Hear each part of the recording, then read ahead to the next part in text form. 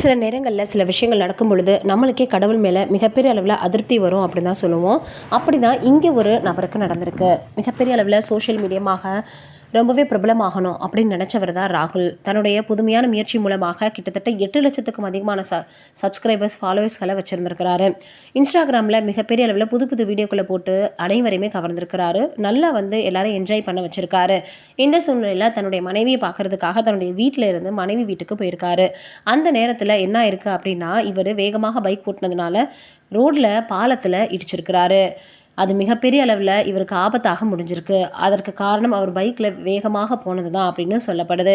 சம்பவ இடத்திலேயே இரத்த வெள்ளத்தில் காலமாகியிருக்காரு. இது மிகப்பெரிய அளவில் எல்லோருக்குமே வேதனை கொடுத்துருக்கு.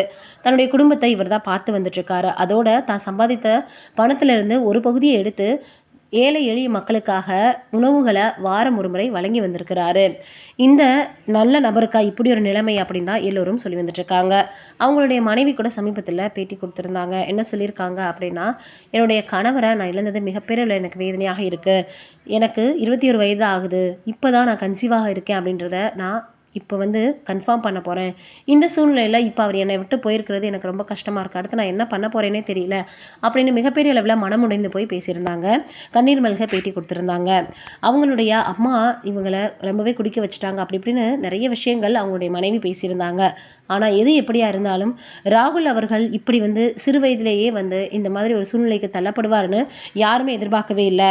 அதனால் இனிமேல் எல்லாருமே என்ன பண்ணணும் அப்படின்னா, தயவு செய்து பைக்கில் போகும்போது நம்மளுடைய குடும்பத்தை மனசில் வச்சுக்கிட்டு, அடுத்தவர்களுடைய நலனையும் மனசில் வச்சுக்கிட்டு, நம்மளுடைய நலனையும் ஃபஸ்ட்டு மனசில் வச்சுக்கிட்டு, நம்மளால் ரொம்ப எவ்வளவு பார்த்திங்கன்னா பொறுமையாக நிதானமாக போக முடியுமோ அப்படி தான் போகணும்.